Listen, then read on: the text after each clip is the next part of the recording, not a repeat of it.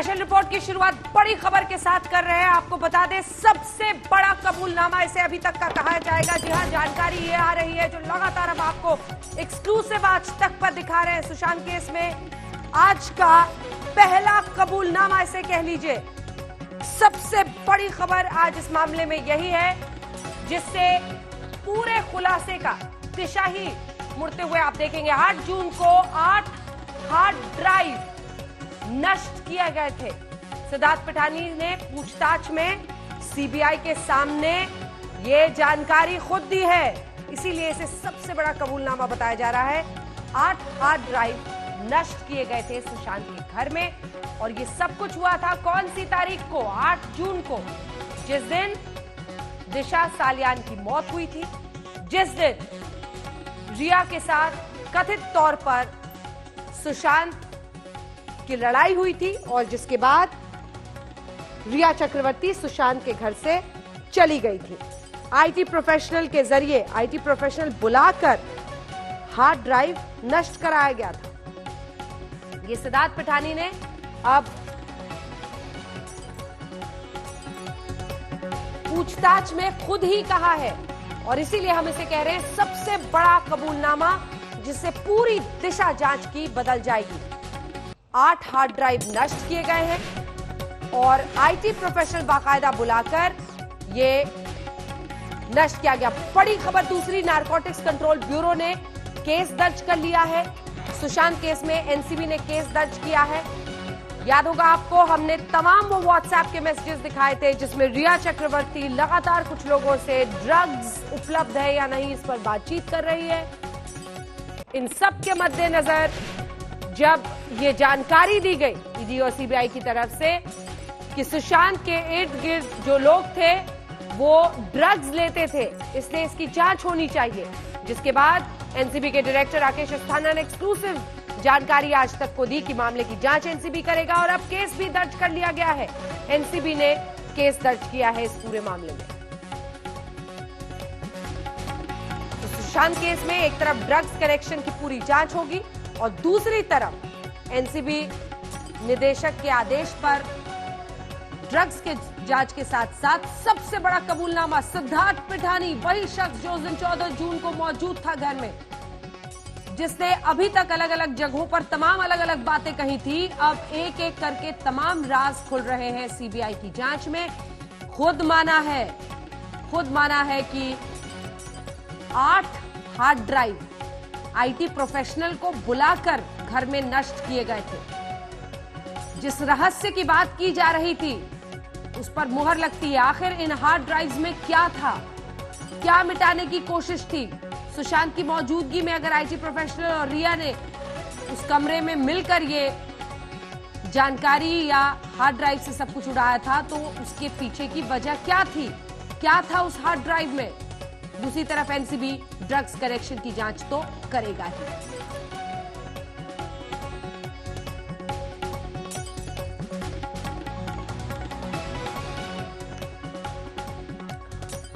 आइए आपको सीधे लिए चलते हैं। दिवेश हमारे सहयोगी इसी खबर पर हमारे साथ जुड़ रहे हैं। दिवेश, बड़ी खबर है ये, 8 जून को 8 हार्ड ड्राइव, और मुनीश पांडे भी हमारे साथ जुड़ गए हैं जो डीआरडीओ ऑफिस के बाहर से हमारे साथ जुड़ रहे हैं। मुनीश, 8 हार्ड ड्राइव 8 जून को नष्ट किए गए थे, क्या कुछ और पता चल पा रहा है? ये अपने आप में कम से कम पूरे रहस्य को कई गुना ज्यादा गहरा देता है, और ये सब सिद्धार्थ पिठानी अब बोल रहा है, सबसे बड़ा कबूलनामा। जी बिल्कुल अंजना, और ये अपने आप में सबसे चौंकाने वाली बात है, क्योंकि शुरुआत में जो बयान आ रहे थे उसके मुताबिक जो बातें मुंबई पुलिस के और बाकी लोगों के सामने आए थे कि उस दिन ज़्यादा कुछ रिया चक्रवर्ती और सुशांत के बीच में हुआ नहीं था, लेकिन अब जो जानकारी आ रही है उसके मुताबिक 8 जून को रिया चक्रवर्ती और सुशांत राजपूत के बीच में सबसे पहले झगड़ा होता है। उसके बाद में एक IT प्रोफेशनल को बुलाया जाता है और वो 8 हार्ड ड्राइव को इकट्ठा किया जाता है। IT प्रोफेशनल को कहा जाता है कि आप इन सारी हार्ड ड्राइव को नष्ट कर दीजिए, और उसके बाद में रिया चक्रवर्ती घर छोड़कर चली जाती हैं। ये इसलिए अहम हो जाता है अंजना, क्योंकि 8 जून को रिया चक्रवर्ती घर छोड़ के जाती हैं, हार्ड ड्राइव नष्ट होते हैं, और उसके बाद में 14 जून को सुशांत की मौत होती है। उस वक्त घर में मुनीश एक सेकंड, मुनीश एक सवाल है। अभी तक सिद्धार्थ पिठानी हो, दीपेश सावंत हो, इन तमाम लोगों से अलग अलग, चाहे नीरज सिंह हो, सबसे जब भी पूछते थे हमारे रिपोर्टर्स तो कहते थे नहीं, हमने तो ऐसी कोई लड़ाई नहीं देखी, कोई अनबन नहीं देखा। लेकिन और रिया ने भी कोर्ट में यही कहा कि मुझे सुशांत ने ही कहा था कि तुम कुछ दिनों के लिए अपने घर पे चले जाओ। लड़ाई की बात कोई नहीं मान रहा था, लेकिन अब सिद्धार्थ ने ये कबूला है।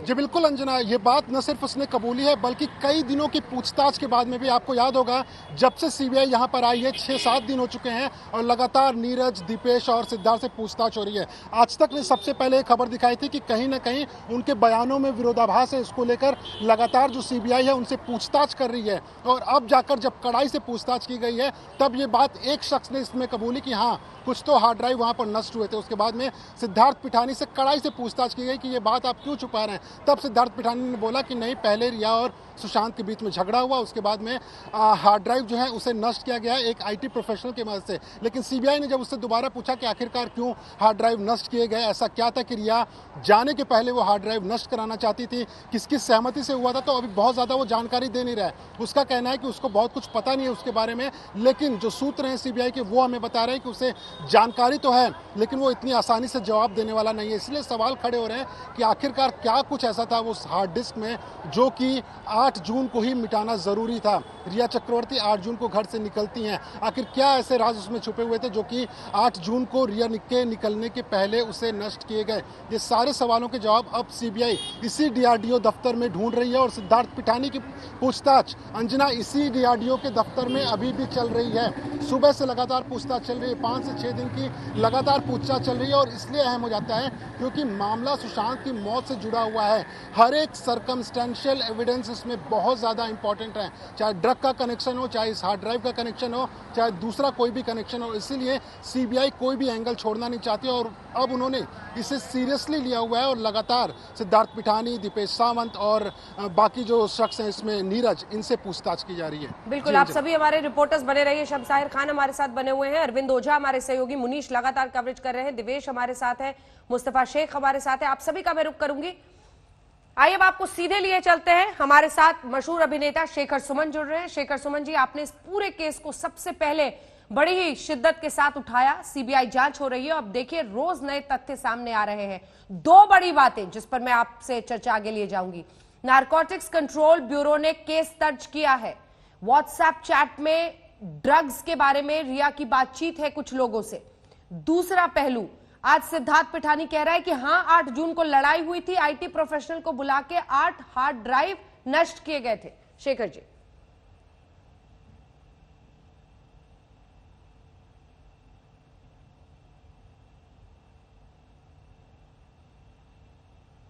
शेखर जी आवाज आ रही है आपको? आ रही है। जी जी, 2 बड़े बिंदुओं पर बातचीत। नारकोटिक्स कंट्रोल ब्यूरो ने केस दर्ज किया है, रिया के व्हाट्सएप चैट है जिसमें ड्रग्स के बारे में वो कुछ लोगों से बातचीत कर रही हैं। दूसरी तरफ सिद्धार्थ पिठानी ने अभी अभी जो कबूलनामा सामने आया है, 8 जून को लड़ाई हुई थी बाकायदा दोनों में, हार्ड ड्राइव 8 नष्ट किए गए थे आईटी प्रोफेशनल बुलाकर। रोज नए तथ्य सामने आ रहे हैं, आप ही ने सबसे पहले शिद्दत से इसे उठाया था। जी, मैं तो हैरान हूं, मतलब जो तथ्य जो बाहर निकल के आ रहे हैं रोज, मैं विश्वास ही नहीं हो रहा है कि ये हो क्या रहा है।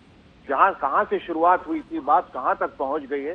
हालांकि एक बात पे हम लोग आमादा थे और एक बात बिल्कुल इस बात की श्योरिटी थी कि ये आत्महत्या नहीं है, यह हत्या है, इस पर हम टिके रहे। हालांकि हम सब लड़ाई लड़ रहे थे लेकिन कोई सुराग नहीं मिल रहा था, कोई एक रास्ता दिखाई नहीं दे रहा था, कोई मोटिव नहीं मिल रहा था। हम सब परेशान, हताश भी थे, लेकिन ये जरूर था, दिल में ये बात थी कि जिस तरह से हम लोग आगे बढ़े हैं वो कहीं न कहीं, मैं पहले भी आपको कह रहा हूं, ये ईश्वर की इच्छा है, ये हम सबके करने से नहीं हो रहा है। ईश्वर चाह रहा है तभी हम यहां तक आगे बढ़े। ये सुशांत की आत्मा है या जिस तरह से उसे मिटाया गया, वो चाह रहे हैं कहीं और से कि ये एक इसको क्लोजर मिले, इसके अंत तक पहुंचे, इसके गिरोह का जो मास्टरमाइंड ही या जो भी लोग इसमें सम्मिलित हैं, शामिल हैं, वो सब बाहर आए। लेकिन मैं हतप्रभ हूं, मतलब इतना पेचीदा और इस तरह का भयावह षड्यंत्र, बिल्कुल जिसके लिए एक शब्द है, खौफनाक। और अभी तो मुझे ऐसा लग रहा है एक सिरा पकड़ा गया है, जब ये लोग अभी कबूलनामा में बहुत सारी चीजें अभी कबूलने वाले कि बहुत इत्मीनान और सुकून से बाहर घूम रहे थे। इन्हें मालूम नहीं था कि सीबीआई की पकड़ कितनी सख्त हो सकती है, और एक बार ये गिरफ्त में आ जाएं तो फिर अपने आप ये चीजें उगलना शुरू कर देंगे। और अब एक सिरा पकड़ाया है, देखिएगा ये आगे बढ़ाते हुए हमें उन लोगों तक ले जाएगा जो इस हत्या से जुड़े हुए हैं, और इस हत्या से जुड़ी हुई तमाम जो गंदगियां हैं, जैसे ड्रग्स हैं, जैसे रेव पार्टीज हैं, जो एक पीडोफाइल का भी जो एक मामला सामने आया पीडोफाइल का, तो ये सब चीजें इकट्ठी एक के बाद एक जो बाहर आ रही है वो हैरान करने वाली है। ऐसा तो मैंने पहले भी कहा है कि ऐसा तो हमने फिल्मों में नहीं देखा। इस तरह के पेंच, इस तरह का खौफनाक षड्यंत्र हमने तो पहले भी नहीं देखा है। ड्रग्स पर जो व्हाट्सएप के कॉन्वर्सेशंस हैं, वो आपको लगता है कि वो फिल्म इंडस्ट्री पर एक बिल्कुल नए तरीके से सोचने पर मजबूर करते हैं? क्योंकि अलग अलग लोगों से, गौरव आर्या, श्रुति, जया शाह, अलग अलग लोगों से बातचीत है ड्रग्स की अवेलेबिलिटी पर। शेखर जी। बिल्कुल, मैं तो समझता हूं कि ये अब सब कुछ बदलने वाला, ये जो गाज गिरने वाली है, ये सूरत सीरत फिल्म इंडस्ट्री की, समाज की, देश की, इंसानियत की, लोगों की, सब कुछ बदल के रख देगा। शायद इसके पीछे यही अभिप्राय था। मतलब सुशांत की शहादत तो हुई जाने के बाद, लेकिन जो वो पीछे छोड़ गए, शायद उसके पीछे मकसद यही था कि किसी को अपनी जान देनी थी, और ये सारा कुछ जो बाहर निकल के आने वाला था, ये जो खंगाला गया, ये सब कुछ जाने कितने दिनों से चल रहा था, कितनी गंदगी थी, कितने खतरनाक लोग इससे जुड़े हुए थे, क्या क्या हो रहा था। मतलब थोड़ा बहुत अंदाजा लोगों को था, लेकिन कोई प्रमाण नहीं था। उसकी वजह से ये सब चीजें जो है सतह तक नहीं आ पाई। लेकिन अब देखिए, चूंकि हम सब इसके पीछे एक तरीके से हाथ धो के पड़ गए, इसलिए, वरना ये तो पूरी एक मुकम्मल कोशिश की गई थी कि इसको दबा दिया जाए, दफन कर दिया जाए, और नियरली दफन हो भी गया। लेकिन वो तो लोगों की ताकत, वो लोग जो इसके पीछे पड़े रहे कि, और आप ये समझ लें कि हम लोग क्यों सीबीआई जांच की मांग क्यों कर रहे, इसी वजह से कर रहे। वरना अगर ये जांच यहां तक नहीं पहुंची होती और ये केस सीबीआई तक नहीं आया होता, तो ये केस हमारे हाथों से गया था, ये फिर एक आत्महत्या केस बनाकर इसको रफा दफा बहुत आराम से कर दिया जाता। इसलिए इस पे इतना जोर दिया जा रहा था, और यहां कहा जा रहा था कि आप लोगों को सीबीआई की जांच की क्या जरूरत है और क्यों जरूरत है। अब हम बता दें आपके पास क्या जवाब, हमारे पास तो जवाब है, इसलिए जरूरत। और वो तमाम लोग जो वो एक भोलेपन का मुखौटा लगा के जो सुशांत के इर्द गिर्द थे, जो बहुत भोले भाले ईमानदार बन रहे थे, बड़ी अपनी तरफ से एक सुलझी हुई एक्टिंग कर रहे थे, अभिनय कर रहे थे, अब जरा सी सख्ती बरतने पर देखिए क्या क्या वो उगल रहे हैं, और आगे क्या क्या उगलेंगे, और आगे क्या क्या बोलेंगे। मुझे तो ऐसा लगता है कि बहुत लोगों की जान को खतरा होने वाला है। मैंने दूसरे ही दिन ट्वीट करके ये कह दिया था कि ये अभी शुरुआत है, परतें खुलेंगी, और इसमें बहुत खतरनाक लोग हैं, अभी कई जाने जाएंगी। और वही हुआ। देखिए ये बात कितनी लंबी चली गई। अगर इसमें कोई तथ्य नहीं होता, आधार नहीं होता, आज 65-70 दिनों से इस बात को दबाने की कोशिश की जा रही थी। लेकिन हमें बहुत खुशी है कि सीबीआई अब जिस रफ्तार से आगे बढ़ी है, हर रोज में तथ्य, मौचरी में कौन चला गया, किसने कहां किसको फोन किया, किसने पेपर साइन किए, किसने किसको बुलाया, वर्शंस हैं, काउंटर वर्शंस हैं, और उसमें डायकोटमीज है, इरेगुलरिटीज है, इनकंसिस्टेंसीज है, कोई कुछ बोल रहा है, बेमेल चीजें हैं, असंगत चीजें हैं। मतलब सारे तार इधर से उधर, इसको सुलझाना कितना मुश्किल है। लेकिन अब मुझे ऐसा लग रहा है कि धुंध जो है वो छट रही है। अब जो है वो संकेत उस ओर जा रहा है जिस ओर जो लोग जो है छिपे बैठे हैं पर्दे के पीछे। अब पर्दा जो है सीबीआई के हाथ में आ गया है, वो हटने वाला है, और वो सारे चेहरे जो हैं वो बेनकाब होने वाले। आप तो लगातार ये सवाल भी उठाते रहे कि सिद्धार्थ पिठानी, जो कि सबसे महत्वपूर्ण चश्मदीद है, उस घर में था। 14 जून को बॉडी कैसे उतारी गई, फोटो नहीं है, बहुत सारे, और वो सिद्धार्थ पिठानी को दूसरे शहर में जाने दिया था, आज उसी ने ये कबूला है। जी, ये तो मतलब आप देख लें कि हमने जो जो पॉइंट्स उठाए थे, जो जो जिन जिन बिंदुओं पे हमने बात की थी, वो सब सच हो रहे। सारा कुछ जो हमने कहा, वो क्यों भाग रहा है, इसे क्यों भागने दिया गया, वो उसके करीब था, ये झूठ कह रहा है, इसके चेहरे पे दिख रहा है, इसकी बातों से दिख रहा है। जब बॉडी उतारने की बात हुई और 3 लोगों का डिफरेंट वर्जन्स आया, वहीं ये खुलासा हो गया था कि ये जो है इसके पीछे बहुत भयानक लोग हैं, बहुत खतरनाक लोग हैं और ये एक हत्या, वरना इस तरह से बात नहीं छुपाई जाएगी। अब देखिए 8 तारीख को दिशा गई, 8 तारीख को रिया गई, 8 तारीख को ही कुछ लोग आए, पूरे डिस्क उठाए, उन्होंने 8 हार्ड डिस्क उसको पूरा क्लीन कर दिया, लैपटॉप क्लीन कर दिया, सब आके लड़ाई झगड़े वगैरह। अब तो जो सच बाहर आएगा वो तो हम सुनने को बेकरार हैं, आतुर हैं। अभी आगे क्या क्या निकलने वाला है, मैंने उस दिन भी आपसे कहा था कि जो भी सच्चाई बाहर निकल के आएगी वो मानवता को झकझोर देगी। 8 जून और वही हो रहा है। 8 जून को लेकर आपने स्पेसिफिक सवाल उठाए थे और 8 जून को ही ये हार्ड डिस्क जो है 8 वो डिलीट किए गए। जी जी जी जी। तो आप देख रहे हैं कि इसमें हमने जब शुरुआत की थी तो सिर्फ सुशांत से, और वो एक आप कह लें सुसाइड से फिर वो होमिसाइड पे गया, मर्डर से वो डबल मर्डर पे गया, नेपोटिज्म से बात गैंगिज्म पे पहुंची, बाइपोलर पे पहुंची, डिप्रेशन पे पहुंची, मनी एम्बेजलमेंट पे पहुंची, मनी फ्रॉड पे पहुंची, रेप पार्टीज पे पहुंची, ओर्जीज पे पहुंची, पीडोफाइल पे पहुंची। ये तमाम चीजें जो हैं अब ड्रग माफिया पे, ड्रग कार्टेल पे, अंडरवर्ल्ड माफिया पे, फिर मुंबई पुलिस, बिहार की पुलिस, सुप्रीम कोर्ट। आप देखिए तो किस तरह से ये केस कहां जाके अब जाके एक कोई रास्ता नजर आ रहा है जो थोड़ा साफ है। अब ऐसा लग रहा है कि ये जो मकड़ी के जाले की तरह ये कुछ पूरा उलझ गया था, अब एक सिरा मिला है जो अब तमाम लोगों तक और तमाम उस षड्यंत्र तक हमें पहुंचा देगा। जो कभी ऐसा लग रहा था कि क्या हम वहां पहुंच पाएंगे या नहीं, लेकिन वो ये है कि मैंने कहा कि वो जो ईश्वरीय ताकत इसके पीछे है, वो इच्छा ऊपर से है, वो आदेश ऊपर से है। ये होना ही था, नहीं तो इतना लंबा चलता ही नहीं, ये खत्म हो जाता बहुत पहले। लेकिन दिल दहल गया ये जान के कि किस तरह के लोग जो इतने खूबसूरत बाहर से दिखते हैं, जो समाज में जिन्होंने अपनी साख बनाई थी, सो टू स्पीक, जो बहुत इज्जत से रहना चाहते थे जी। और इज्जत का एक मुलम्मा चढ़ाया हुआ था इज्जतदार होने का, वो देखिए किस तरह से जब वो भयावह चेहरे जब सामने आ रहे हैं तो दिल दहल गया जी। इस हमारी फिल्म इंडस्ट्री का क्या होगा। मैं ये सोच के परेशान हूँ कि इतनी गलत बातें निकल के आ रही हैं कि कोई अपने बच्चे को भेजने से पहले 10 बार सोचेगा या तो भेजेगा ही नहीं। बिल्कुल जी। जिस तरह से ये पूरा का पूरा नेक्सस जो है, मैंने अभी और भी कहीं कहा कि बात इतनी खांसी से शुरू हुई थी और फांसी तक पहुंच गई। बिल्कुल वैसा ही मामला है। अभी कई तहें खुल रही हैं, कई परतें और भी सामने आएंगी।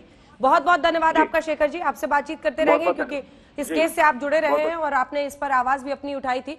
हमारे तमाम सहयोगी मुंबई के तमाम जगहों पर मौजूद हैं जहां जहां से तार इस मामले के जुड़ रहे हैं। हमारे साथ लगातार अरविंद ओझा, मुनीश लगातार जानकारी दे रहे हैं, दिवेश हमारे साथ हैं, हमारे साथ मुस्तफा शेख हैं और शम्स, आपके पास भी मैं आऊंगी फौरन। जरा अपने दर्शकों को ये रिपोर्ट दिखा दे रहे हैं शम्स, जिसमें सुशांत सिंह राजपूत की मौत के मामले में कैसे अब ये ड्रग्स का एंगल आ गया है। सीबीआई के सामने सिद्धार्थ पिटानी और सैमुअल मिरांडा ने कबूल किया था कि सुशांत मैरिजुआना का नशा करते थे, लेकिन रिया के मोबाइल से जो राज बाहर आए उसके बाद से तो इस केस का ड्रग एंगल सबसे मजबूत और बड़ा एंगल दिखने लगा। ईडी ने इसको लेकर नारकोटिक्स ब्यूरो को चिट्ठी लिखी। नारकोटिक्स ब्यूरो ने फिलहाल केस दर्ज करके जांच शुरू की है। 17 अप्रैल 2020 को मिरांडा सुशी और रिया चक्रवर्ती की ये चैट देखिए। मिरांडा ने टेक्स्ट किया, हाय रिया, माल लगभग खत्म हो चुका है, क्या हम इसे शौविक के दोस्त से ले सकते हैं? लेकिन उसके पास सिर्फ हशीश और गांजा है। हम आपको बता दें कि ये मिरांडा सुशी और कोई नहीं बल्कि सुशांत का स्टाफ सैमुअल मिरांडा ही है। इसके साथ ही हमें 25 नवंबर 2019 की एक चैट रिया और जया शाह के बीच भी मिली। इस चैट में जया शाह रिया को ये सलाह देती नजर आ रही है कि ड्रग्स से कैसे नशा होगा। कॉफी, चाय या पानी में सिर्फ 4 बूंदे डालो और उसे पीने दो। किक लगने के लिए 30 से 40 मिनट देना होगा। सवाल यह है कि रिया चक्रवर्ती से जया शाह किस नशे के किक की बात कर रही हैं। रिया के मोबाइल पर गौरव नाम के एक शख्स से भी चैट मिली है जिसमें एमडी के बारे में पूछा जा रहा है। हम आपको बता दें कि एमडीएमए ड्रग मुंबई की हाई प्रोफाइल पार्टियों में बेहद पॉपुलर है। मुंबई की बड़ी बड़ी पार्टियों में एमडीएमए ड्रग्स की काफी ज्यादा डिमांड है। इसे पार्टी ड्रग्स भी कहा जाता है। यूरोप से रंग बिरंगी छोटी छोटी गोलियों में ये ड्रग्स हिंदुस्तान में सप्लाई की जाती है। नारकोटिक्स कंट्रोल ब्यूरो के मुताबिक इसे मुंबई में काफी ज्यादा इस्तेमाल किया जाता है, खासकर सेलिब्रिटी इसे पार्टियों में इस्तेमाल करते हैं। नारकोटिक्स कंट्रोल ब्यूरो लगातार इस ड्रग्स को सीज करता रहा है। बावजूद इसके अवैध तरीके से यूरोप से ये ड्रग्स लगातार भारत में आ रही है। रिया के मोबाइल से उसकी और सुशांत के पूर्व मैनेजर श्रुति मोदी की भी चैट सामने आई है। चैट के इस हिस्से से लगता है कि सुशांत भी ड्रग्स के गिरफ्त में थे और रिया उनसे ये लत छुड़ाना चाहती थी। 19 जनवरी 2020 को रिया ने श्रुति मोदी को टेक्स्ट कर बताया था। आज सुबह वो रो रहा था और सिद्धू से कहा कि वापस घर चला जाए। वो आज मदद और इलाज चाह रहा है। देखो, अगर उसने किया तो चलो डॉक्टर से सही दवाइयां दिलवाएं। वो तुम सबको चाहता है। तुम सब उसका इतना ख्याल रखती हो और वक्त पर दवाइयां दे रही हो, वो फिर भी ठीक नहीं हो रहा। उसे पूरी तरह से चरस बंद करना होगा। उसने कहा कि कल से छोड़ दिया। वो सोने के लिए गया है। मैं दिन भर के लिए निकल रही हूँ। सुबह 11 बजे साहिल आरोग्य निधि जा रहा है ना? हाँ। जबकि सुशांत के स्टाफ सैमुअल मिरांडा और दोस्त सिद्धार्थ पिठानी ने ड्रग एंगल की तस्दीक की है। सीबीआई से पूछताछ में सैमुअल मिरांडा और सिद्धार्थ पिठानी ने कबूल किया था कि वो खुद सुशांत को मैरिजुआना भरी सिगरेट देते थे। सर, ये ड्रग वाला जो मामला है, परिवार को अभी तक जो हमने एफआईआर में लिखा था, हमने ओवर ड्रगिंग की बात की थी। और जो ड्रगिंग, हम ओवर ड्रगिंग का हमारा मतलब था वो था प्रिस्क्रिप्शन ड्रग, कि भाई जो एक ड्रग एक इतने मात्रा में पड़ना चाहिए उसको ज़्यादा मात्रा में दे दीजिए तो कहीं ना कहीं मानसिक स्थिति खराब कर सकती है। लेकिन अगर ये बात सही है कि तो बैन ड्रग्स इनको दिया जा रहा था, तब तो बहुत ही सीरियस मामला है। और इसमें तो कई पहलू ऐसे आ जाएंगे, नारकोटिक्स कंट्रोल ब्यूरो भी आ जाएगा। और जिस तरह से सुशांत सिंह राजपूत के बारे में हमने पूरा का पूरा एलिगेशन लगाया है, वो अब धीरे धीरे सारा कुछ लगता है साबित होते नजर आ रहा है। अगर इसमें सच्चाई इस एलिगेशन में अगर पाई गई तो। रिया की चैट से ड्रग्स एंगल के खुलासे के बाद नारकोटिक्स कंट्रोल ब्यूरो हरकत में आ गया है। एनसीबी रिया को पूछताछ के लिए बुला सकता है। नारकोटिक्स कंट्रोल ब्यूरो के डायरेक्टर राकेश अस्थाना ने आज तक को बताया कि एनसीबी भी सुशांत केस में जांच शुरू कर रहा है। सूत्रों के मुताबिक ईडी ने एनसीबी को चिट्ठी लिखी है और कहा है कि सुशांत से जुड़े कुछ लोग ड्रग्स लेते थे। कुछ लोगों का ड्रग्स डीलर से कांटेक्ट भी था। लिहाजा बड़े पैमाने पर नारकोटिक्स कंट्रोल ब्यूरो इसकी जांच शुरू करने वाला है। आज दिल्ली में नारकोटिक्स ब्यूरो के डायरेक्टर राकेश अस्थाना ने 4 एनसीबी अधिकारियों के साथ बैठक की। इस बैठक में रिया के ड्रग्स डीलर से संबंध के आरोपों पर चर्चा हुई है।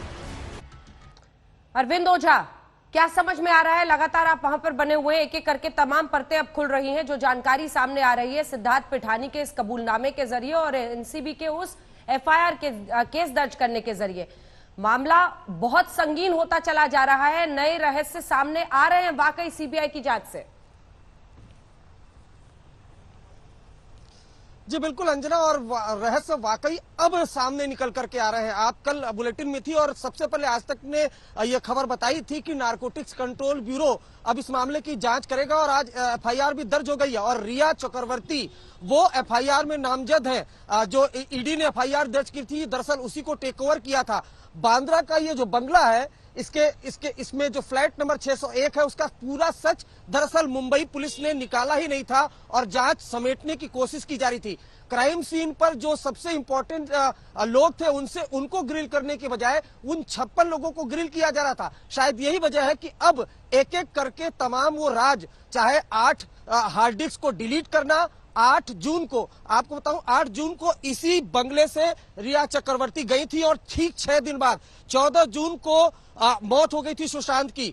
तो 6 दिन के अंदर के जो राज है वो अब धीरे धीरे करके बाहर आ रहे हैं। एक तो हार्ड डिस्क का डिलीट होना, उसके बाद एक के बाद एक ड्रग्स का डिलीट होना। और अंजना, सबसे इंपॉर्टेंट बात जो नारकोटिक्स कंट्रोल ब्यूरो के एक सीनियर अफसर ने बताया कि दरअसल उनका फोकस उस चैट पर है जिसमें रिया चक्रवर्ती जया शाह से बात करती हैं कि एक ड्रग्स है, उसे कॉफी और चाय में मिलाकर 2 40 मिनट बाद किक आता है। तो क्या वो ड्रग्स सुशांत को देने की बात थी? इस एंगल पर एनसीबी का फोकस है और इसी एंगल पर अब नारकोटिक्स कंट्रोल ब्यूरो की टीम जांच करेगी। तो एक एक करके जो राज नहीं निकल पाए थे या मुंबई पुलिस ने नहीं निकाल पाई थी, अब वो सीबीआई, ईडी और नारकोटिक्स कंट्रोल ब्यूरो निकाल रही है। अंजना, बिल्कुल, आप बने रहिए, तमाम अपने रिपोर्टर्स के पास चलेंगे। लेकिन अब सुशांत केस में सबसे धमाकेदार खुलासे की बारी है। जी हाँ, सुशांत केस में पहला एक्सप्लोसिव सबूत हम आपको दिखाने जा रहे हैं। यकीन मानिए ये खुलासा आंखें खोल देगा। सीबीआई से लेकर नारकोटिक्स ब्यूरो के लिए भी ये बहुत बड़ा सबूत बनेगा। आज तक ने किया सुशांत सिंह राजपूत के पूर्व बॉडीगार्ड का स्टिंग ऑपरेशन। सुशांत के इस पूर्व बॉडीगार्ड मुश्ताक शेख ने खुलासा किया कि सुशांत क्या ड्रग्स लेते थे। देखिए सनसनीखेज खुलासा।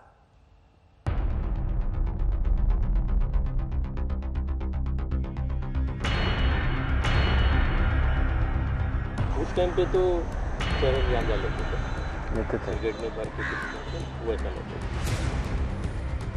मतलब इतना पीना अच्छा नहीं करके, पुराने आदमी मेंटली डिस्टर्ब हो जाएगा धीरे धीरे।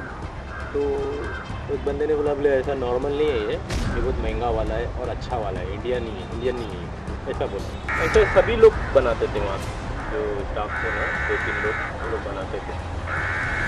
तंबाकू में कुछ बंदे ऐसा करते थे। सुशांत केस में सबसे धमाकेदार खुलासा। उस टाइम पे तो चरस गांजा लेते थे। सुशांत केस में पहला एक्सप्लोसिव सबूत। उस बंदे ने बोला बोले ऐसा नॉर्मल नहीं है, ये बहुत महंगा वाला है और अच्छा वाला है, इंडियन नहीं है। सुशांत केस में कैसे हुई ड्रग्स की एंट्री। सुशांत के पूर्व बॉडीगार्ड का स्टिंग ऑपरेशन। आज तक पर यह खुलासा सबको हिला देगा। सुशांत केस में खुलासे तो हर रोज हो रहे हैं, लेकिन आज जो खुलासा आज तक करने जा रहा है, यकीन मानिए यह खुलासा बेहद विस्फोटक है।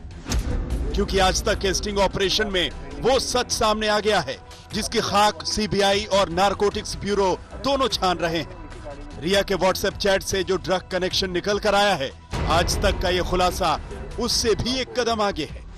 तो सुनिए आज तक के खुफिया कैमरे पर सुशांत के पूर्व बॉडीगार्ड मुश्ताक शेख का ये सनसनीखेज खुलासा। जी हाँ, मुश्ताक शेख आज तक के स्टिंग ऑपरेशन में बता रहे हैं कि सुशांत सिंह राजपूत चरस और गांजा लेते थे। नहीं, उस टाइम पे तो चरस गांजा लेते थे, सिगरेट में भर के कुछ वो ऐसा लेते थे। आपको कैसे? हाँ, सभी लेते थे, कभी रूम पे तो और भी जनते लेते थे। नहीं तो आपको कैसे पता कि चरस गांजा ले रहा है? नहीं, मैं ऐसे एरिया में रहता हूँ तो पता चलता है। यहीं से जाता होगा? नहीं, यहाँ से तो नहीं सुना। मैं ये था कि बहुत महंगा आता था वो, और मैंने ये बात भी एक बार किया था। मैं बोला था कि इतना पियेंगे अच्छा नहीं करके। बोला आपने सुशांत को? मैंने उनको नहीं बोला, दूसरे को बोला। मतलब इतना पीना अच्छा नहीं करके, नुकसान आदमी मेंटली डिस्टर्ब हो जाएगा धीरे धीरे। तो उस बंदे ने बोला बोले ऐसा नॉर्मल नहीं है, ये बहुत महंगा वाला है और अच्छा वाला है, इंडियन नहीं है, ऐसा बोला। कहाँ से आता था ये पता नहीं, कभी पता करने की कोशिश भी नहीं की। इनका मैनेजर कौन था जो इनके काम सारे देखता है ना, वो कुशाल जोहरी। लेट हो रहा है। आज तक की स्पेशल इन्वेस्टिगेटिव टीम को मुश्ताक शेख ने बताया कि वो साल 2018 से फरवरी 2019 तक सुशांत सिंह राजपूत के बॉडीगार्ड थे। आपने सुना, सुशांत सिंह का पूर्व बॉडीगार्ड कह रहा है कि सुशांत चरस गांजा लेते थे। मुश्ताक ने यह भी खुलासा किया कि ये चरस गांजा इंडिया से नहीं बल्कि बाहर से आता था। लेकिन मुश्ताक ये भी बताता है कि उसने सुशांत को कभी डिप्रेशन में नहीं देखा। आपने कभी इनको डिप्रेशन में देखा कि पिछली गर्लफ्रेंड इनको छोड़ गई है, नहीं परेशान है? वैसा नहीं। दारू पी रहे हैं या ड्रग्स ले रहे हैं? वैसा नहीं, चरस चलता था। आज तक के स्टिंग ऑपरेशन में सुशांत के पूर्व बॉडीगार्ड मुश्ताक शेख जो खुलासे कर रहा है, यकीनन वो सीबीआई और नारकोटिक्स ब्यूरो के लिए अहम सबूत बन सकते हैं। मुश्ताक ने आज तक की स्पेशल इन्वेस्टिगेटिव टीम को बताया कि सुशांत को चरस कौन देता था। उसका नाम भी मुश्ताक शेख आज तक के खुफिया कैमरे पर ले रहा है। वो कितने टाइम तक रहा? चरस? तो कौन बनाएगा वो चरस? को कोई वो एक बंदा था उसमें। अब बात ऐसे सभी लोग बनाते थे वहाँ, जो स्टाफ थे ना 2-3 लोग, वो लोग बनाते थे।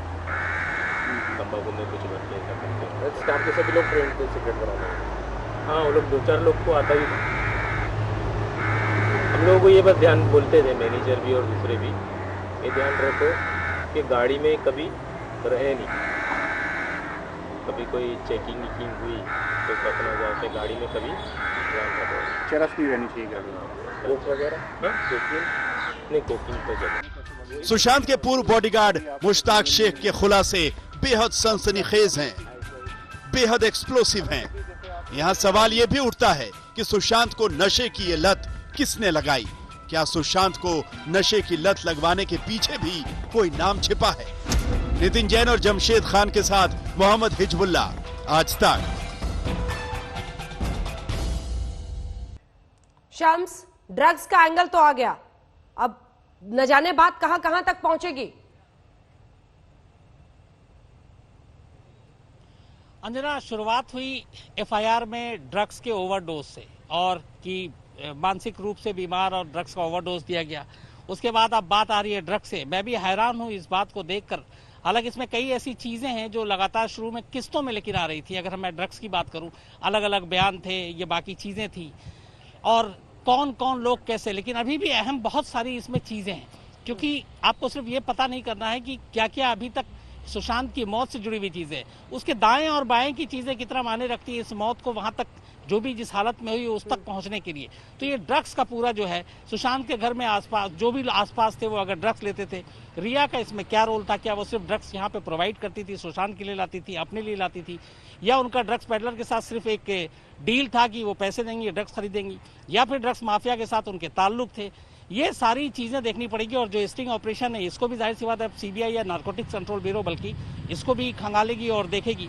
तो कुल मिला के बात ड्रग्स के ओवरडोज से शुरू हुई थी और ड्रग्स तक पहुंच गई है, लेकिन अभी तक पता नहीं, क्योंकि पहले Mumbai police, Bihar police, ED, CBI, उसके बाद अब एनसीबी, मामला कहां जाएगा और कहां तक जा रहा है, वाकई कुछ समझ में नहीं आ रहा। बिल्कुल, मामला किस तरह से आगे बढ़ रहा है, ड्रग्स का ये पूरा जो मोड़ आया है, एनसीबी ने केस दर्ज किया है, वो जांच आगे ले जा रही है। लेकिन आगे बढ़ने से पहले एक छोटा सा रिएक्शन जल्दी से। विकास सिंह जो वकील हैं पिता के, सुशांत के, वो ये कह रहे हैं कि हम तो शुरू से कह रहे थे कि ड्रग्स या किसी चीज के इन्फ्लुएंस में उन्हें रखा जा रहा था। अब वो ये मान रहे हैं कि ड्रग्स वाला ये पूरा एंगल उनके हक में जाता है। वो ड्रॉप्स डालना कॉफी में, पानी में, ये तमाम चीजें संकेत दे रहा है कि कई चीजों के बारे में शायद सुशांत को पता ना हो।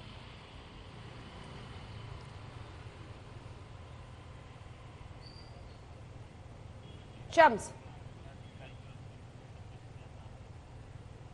यहाँ पे मैं अंजना एक चीज बताऊंगा जो मैं सुन रहा था, अगर मैंने डेट शायद सही सुना, जो बॉडीगार्ड है उसने कहा कि 2018 से 2019 तक वो उनका बॉडीगार्ड रहा। तो अगर टाइमलाइन देखें तो रिया की एंट्री 2019 के बाद होती है। तो अब यहाँ पे ये भी इन्वेस्टिगेशन होगा कि 19 के बाद ये ड्रग्स की बात शुरू हुई है, जो गांजा और इसकी चरस की बात हो रही है, या 19 से पहले की है, जो बॉडीगार्ड है क्या वो कितना सच बोल रहा है। तो यहाँ पे ये भी बड़ा मायने रखेगा इस पूरे मामले में, इन्वेस्टिगेशन में, कि 18, 19 और फिर रिया की एंट्री, ये तीनों चीजें एक साथ जो है काफी अहम रखती है मायने। बिल्कुल। अब हम आपको अगली रिपोर्ट अपनी दिखाते हैं। सीबीआई की निगाहें अब फिल्म प्रोड्यूसर संदीप सिंह पर टिकी हुई हैं, क्योंकि जिस रोज सुशांत सिंह राजपूत की रहस्यमय मौत हुई थी, उस रोज से ही संदीप सिंह की हरकतें संदेहास्पद है। जल्दी से। मैं अपने दोस्तों के साथ उनके लिफ्ट के पास ही खड़ा था, क्योंकि ऊपर जाना पुलिस ने अलाउ नहीं किया था, कोई भी नहीं जा सकता था। सुशांत केस के ड्रग कनेक्शन के तार जुड़े होने की आशंका जिस शख्स पर है वो यही है। नाम है संदीप सिंह, जो सुशांत का दोस्त होने का दावा करता है। एक परिवार के सदस्य को जाना बहुत जरूरी था, तो मैं मीतू दीदी को लेके हॉस्पिटल गया था और वो सारी चीजें फॉर्मेलिटी पूरी हुई। संदीप सिंह को लेकर आज तक ने ही सबसे बड़े खुलासे किए थे। 14 जून को सुशांत सिंह राजपूत की मौत वाले दिन संदीप कूपर अस्पताल पहुंचा था। अस्पताल में उसने किसी पुलिस वाले को कुछ इशारे किए और धीरे से दुबई के बारे में कुछ बात की। जिस एम्बुलेंस से सुशांत का शव लाया गया था, संदीप सिंह ने उसके ड्राइवर अक्षय से बातचीत की थी। 14 जून को संदीप सिंह ने ड्राइवर अक्षय को 3 बार फोन किया था। 2 दिन बाद यानी 16 जून को संदीप सिंह ने अक्षय को 1 बार फोन किया था। संदीप खुद को सुशांत सिंह राजपूत का दोस्त कहता था, लेकिन उसके कॉल डिटेल बताते हैं कि पिछले 1 साल में संदीप सिंह ने सुशांत से एक बार भी बात नहीं की थी। इसके बाद संदीप सिंह के मैनेजर दीपक साहू सामने आए। उन्होंने ट्वीट करके बताया कि पुलिस ने ही संदीप का नंबर एम्बुलेंस के ड्राइवर को दिया था। पेमेंट के लिए ड्राइवर ने कई बार फोन किया था। 16 जून को ड्राइवर ने पेमेंट के लिए फिर से कॉल किया। 22 जून को उसकी पूरी पेमेंट दे दी गई। अब संदीप सिंह की तरफ से चाहे जितनी भी सफाई दी जाए, सीबीआई की निगाहों में वो चढ़ चुका है। सुशांत के ड्रग्स कनेक्शन को लेकर उससे पूछताछ हो सकती है। अंजना ओम कश्यप के साथ दिव्येश सिंह, मुंबई, आज तक। और अब सुशांत केस में दूसरा बड़ा खुलासा हम करने जा रहे हैं। सुशांत केस में ये दूसरा एक्सप्लोसिव सबूत है। इस खुलासे से संदीप सिंह के होश उड़ जाएंगे। ये खुलासा संदीप सिंह को एक्सपोज कर देगा। सिंह ऑपरेशन में सामने आया है एम्बुलेंस का सच।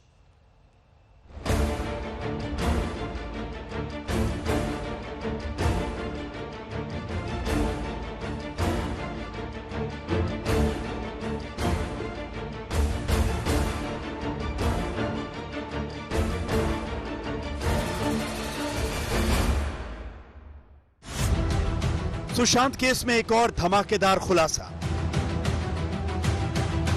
सुशांत केस में दूसरा एक्सप्लोसिव सबूत। इस खुलासे से संदीप सिंह के होश उड़ जाएंगे। संदीप सिंह को एक्सपोज करने वाला खुलासा। स्टिंग ऑपरेशन में सामने आया एम्बुलेंस का सच। खुद को सुशांत सिंह राजपूत का दोस्त बताने वाले संदीप सिंह की सुशांत केस में एंट्री एक मिस्ट्री मैन के तौर पर हुई। संदीप सिंह का सच ये है कि इस मिस्ट्री मैन ने सुशांत के पोस्टमार्टम में बढ़ चढ़कर हिस्सा लिया और तो और एम्बुलेंस ड्राइवर को भी संदीप सिंह ने ताबड़तोड़ कॉल किए। लेकिन अब संदीप सिंह की साजिश से पर्दा हटने जा रहा है। आज तक का ये स्टिंग ऑपरेशन संदीप सिंह के होश उड़ा देगा, संदीप सिंह को बेनकाब कर देगा। संदीप सिंह का कहना है कि वो सुशांत की बहन मीतू की मदद कर रहे थे, तभी उनका फोन नंबर एम्बुलेंस वाले को पुलिस वाले ने दिया और एम्बुलेंस ड्राइवर अक्षय 16 जून को एम्बुलेंस के पैसे मांग रहा था और 22 जून को उसके पैसे दिए गए। ये दावा है संदीप सिंह के मैनेजर दीपक साहू का। पैसे मिले कि नहीं मिले इसको लाने के लिए? मिला ना 8,100 रुपये। किसने दिए? ये था शायद उसका सैम करके था। सैमुअल जब उनके दोस्त को गाड़ी से लेके जा रहे हैं तो वो 100 बार फोन करेगा, भाई क्या है गाड़ी, क्या है, क्या पता है। हम लोगों को कुछ मालूम नहीं होता। हमारा काम खाली बॉडी उठाना है, उसको अस्पताल तक छोड़ना है। लेकिन आज तक के स्टिंग ऑपरेशन में एम्बुलेंस के ड्राइवर अक्षय के भाई और एम्बुलेंस के मालिक विशाल ने संदीप सिंह को बेनकाब कर दिया है। आज तक के खुफिया कैमरे पर विशाल ने बताया कि उसको एम्बुलेंस की पेमेंट सुशांत के मैनेजर सैमुअल मिरांडा ने की थी और वो 8100 रुपए थी।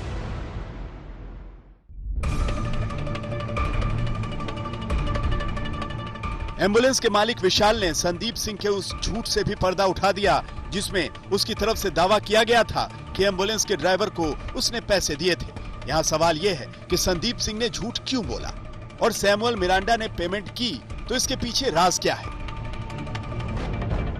आज तक के स्टिंग ऑपरेशन में एम्बुलेंस के मालिक विशाल ने 2 एम्बुलेंस की थ्योरी से भी पर्दा उठाया है। विशाल ने खुलासा किया कि पहली एम्बुलेंस जो सुशांत के घर पहुंची थी उसका स्ट्रेचर खराब था। आनन फानन में दूसरी एम्बुलेंस को भेजा गया था। क्या हो गया, गलती क्या हो गई मेरे भाई की? सड़ेली गाड़ी में लेके आना चाहिए था सुशांत सिंह को, उसका स्ट्रेचर हो गया खराब। अभी सेलिब्रिटी था जिसने बुलाया था हमको, पुलिस ऑफिसर ने, उसने बोला यार भाई अच्छी गाड़ी बुला, तो नया गाड़ी भेजा हमने, आधे से ज्यादा। क्यों नया गाड़ी देखते? 2 गाड़ी आ गई ना सर, सोचने वाले का गलती नहीं है। 2 गाड़ी क्यों आया, हम भी मानते हैं इस चीज को। और मीडिया में एम्बुलेंस पर जिस मिस्ट्री मैन का जिक्र हो रहा है उसका सच भी आपको बता दें। उसका नाम अशफाक है और वो एम्बुलेंस बॉय था। आज तक के खुफिया कैमरे पर अशफाक ने अपना पूरा सच बताया और ये भी बताया कि जिस रहस्यमयी काले बैग की जोर शोर से चर्चा हो रही है उससे भी पर्दा आज तक के स्टिंग ऑपरेशन में उठ गया। हाँ कौन? तुमने वो ले रखा था हाथ में, वो जो काला सा बैग था, हाँ, वो जो दिखा रहे थे। हाँ वो नहीं क्या था वो तुम्हारे हाथ में? रैक्सिन थी, रैक्सिन। कैसी थी रैक्सिन? है यहाँ पे पड़ी है गाड़ी? ये रैक्सिन। तो इसमें तुम कैसे लाते हो कि डेड बॉडी को? पकड़ा 4 दिन पकड़ते हैं क्या पकड़ते हैं। हाँ। और इसके बीच में रहते हैं तो फिर 4 दिन पकड़ते इसको। और ये ऐसे पकड़ा हुआ था? ऐसे पकड़ा था। तो आज तक के इस स्टिंग ऑपरेशन में न सिर्फ सुशांत के कथित दोस्त और फिल्म मेकर संदीप सिंह का पर्दाफाश हो गया, बल्कि एम्बुलेंस और काले रंग के रहस्यमयी बैग का भी सच सामने आ गया। नितिन जैन और जमशेद खान के साथ मोहम्मद हिजबुल्ला। आज ताबड़तोड़ एक के बाद एक तमाम ये एक्सक्लूसिव जानकारी और इस तरह के स्टिंग ऑपरेशन आप सिर्फ आज तक पर देख रहे हैं। दिवेश, आज दिन भर की पूरी जानकारी किस तरह से आप समराइज करेंगे? और ये संदीप सिंह को लेकर उठते सवाल, एम्बुलेंस वाले से बातचीत। दिवेश जी, आज सीबीआई ने, आज छठवां दिन है इन्वेस्टिगेशन का, सीबीआई ने आज फिर सिद्धार्थ पिठानी जो कि की विटनेस हैं, इसके अलावा नीरज सिंह को बुलाया और बिल्डिंग के उस सिक्योरिटी गार्ड को भी बुलाया गया है जो कि सुशांत के बिल्डिंग में उस वक्त तैनात था जब उनकी मौत हुई। उससे भी अभी तक पूछताछ जारी है। सिद्धार्थ पिठानी और नीरज सिंह अभी भी यहीं पर डीआरडीओ गेस्ट हाउस में अंदर मौजूद हैं। इसके बाद संदीप सिंह, जिनके बहुत ही संदिग्ध कंडीशन में उन्होंने ये स्टेटमेंट दी थी बात करते हुए आज तक से कि किस तरीके से वो सुशांत के घर पहुंचे, सुशांत उनके करीबी दोस्त थे, पर बार बार ये बात सामने आती रही है कि ना उन्हें कभी मुंबई पुलिस ने स्टेटमेंट के लिए बुलाया, ना उनसे कोई पूछताछ की गई, पर वो पुलिस स्टेशन हर 2 दिन बाद, हर 1 दिन बाद पहुंच जाते थे और बाहर मीडिया से बात कर बताते थे कि मुझे स्टेटमेंट के लिए बुलाया गया है। अब वो ही बता सकते हैं कि उसके पीछे सच क्या था। इसके बाद आपने दिवेश कल भी बताया था, बिल्कुल एम्बुलेंस वाली थियरी थी, ये बात आपने कल भी बताई थी कि कैसे वो थाने के बाहर मौजूद रहते थे और पुलिस वाले कहते थे हमने बुलाया ही नहीं, और संदीप सिंह वहां पहुंचे रहते थे कि मुंबई पुलिस ने हमें पूछताछ के लिए बुलाया। मुस्तफा शेख से जल्दी से एक रिएक्शन लेते हैं, डीआरडीओ ऑफिस पर ही मुस्तफा आप भी मौजूद है, लगातार ये पूरी टीम मुंबई में तैनात है। और मुस्तफा आप बताइए, ये सिद्धार्थ पिठानी जो अभी तक तमाम बातों से इनकार करता रहा, उसने आखिर आज ये कबूला है कि 8 जून को लड़ाई हुई थी। अब 8 जून का रहस्य बहुत बड़ा हो जाएगा मुस्तफा। मुस्तफा को शायद आवाज नहीं जा रही है, जल्दी से इस पर रिएक्शन आपसे ले लेते हैं मुनीश। जी बिल्कुल अंजना, ये रहस्य से पर्दा उठाना सीबीआई के लिए बेहद ज़रूरी है, लेकिन अगर आप सिद्धार्थ पिठानी की बात करें या नीरज की बात करें तो वो लगातार अपने बयान बदलते रहे हैं और इस वक्त भी मैं डीआरडीओ ऑफिस में हूं जहां पर अभी भी सिद्धार्थ पिठानी का बयान दर्ज किया जा रहा है। सूत्रों की माने तो ना सिर्फ ड्रग्स को लेकर बल्कि इस बात को लेकर भी पूछताछ की जा रही है कि आखिरकार उस रात को, उस 8 तारीख को ऐसी क्या जरूरत आन पड़ी कि रिया चक्रवर्ती के जाने के पहले ये हार्ड ड्राइव्स को नष्ट किया गया, आखिर क्या कुछ उसमें था। लेकिन सिद्धार्थ पिठानी अभी तक जो सूत्रों से खबर आ रही है बहुत कुछ बता नहीं रहे हैं, लेकिन सीबीआई का कहना है कि उनको कुछ ऐसे सबूत जरूर मिले हैं जिससे कि सिद्धार्थ पिठानी को अपना मुंह खोलना ही पड़ेगा। और अंजना, इसमें सबसे जरूरी बात यह होती है कि अगर ये बात कोई छुपाने वाली नहीं थी तो इन्होंने ये बात मुंबई पुलिस को क्यों नहीं बताई थी, उन्होंने ये बात शुरुआती जांच में सीबीआई को क्यों नहीं बताई थी, उन्होंने ये बात पहले क्यों नहीं मीडिया के सामने खुलासा किया कि ऐसा कुछ हुआ था, क्योंकि तब तो वो कह रहे थे कि कुछ नहीं हुआ, सुशांत सो रहे थे और रिया चक्रवर्ती अपना बैग लेकर निकल गई। लेकिन अब जो बातें सामने आ रही कहीं ना कहीं ये तो साफ होना चाहिए कि आखिरकार क्यों ऐसा हुआ था। मुस्तफा, जल्दी से आपसे जानकारी, आप डीआरडीओ ऑफिस पर ही हैं। अब ये 8 जून बड़ा क्रूशियल तारीख बन जाएगी क्योंकि दिशा और उसी दिन लड़ाई होना और उसी दिन अब सिद्धार्थ पिठानी का कबूलना कि आईटी प्रोफेशनल ने 8 हार्ड ड्राइव नष्ट किए। मुस्तफा जी बिल्कुल अंजना, 8 जून तो शुरुआत हो सकता है कि जब मानसिकता और इस पूरे खेल जो पूरा केस है उसका सर्कमस्टेंसेस स्टडी किया जाए और भी कई महत्वपूर्ण दिन इस केस में आए। अभी तो एनसीबी ने इंक्वायरी शुरू भी नहीं की है, एनफोर्समेंट डायरेक्टरेट में ड्रग्स का खुलासा हुआ है। अब ये देखना होगा कि आगे आने वाले दिनों में इस केस में और क्या खुलासे होते हैं। अंजना बिल्कुल। अरविंद, रिया से पूछताछ कब? देखिए बहुत जल्द रिया से पूछताछ होगी, लेकिन अब सीबीआई से पहले ऐसा लगता है कि नारकोटिक्स कंट्रोल ब्यूरो रिया को सम्मन भेज देगी, क्योंकि नारकोटिक्स कंट्रोल ब्यूरो के पास एविडेंस है, चैटिंग है, तो आधार सबसे ज्यादा। सीबीआई अभी जमीन तैयार कर रही है, लेकिन नारकोटिक्स कंट्रोल ब्यूरो के पास वो तमाम ऐसी चीजें हैं जिससे वो रिया से पूछताछ कर सकती है और किसी भी दिन रिया से पूछताछ होगी। अंजना। बिल्कुल दिवेश, जल्दी से आपसे आते पहले शम्स, कंक्लूडिंग रिमार्क अगर देखें, धुंध थोड़ी छटी है, कुछ समझ में आ रहा है? मुझे लगता है छठी नहीं और उलझती जा रही है अंजना, क्योंकि लगातार नई नई चीजें आ रही हैं, ड्रग्स आ रही है, उसके बाद स्टिंग ऑपरेशन आ रहा है, उसके बाद जो चैटिंग है पूरी रिया की। तो अभी हमें लगता है कि इसमें सीबीआई का काम खत्म नहीं हुआ और अभी तो पूछताछ है, और असली जो कैरेक्टर है, असली जो चेहरा है रिया चक्रवर्ती, उनको आने दीजिए, फिर देखिए और क्या क्या चीजें आती है।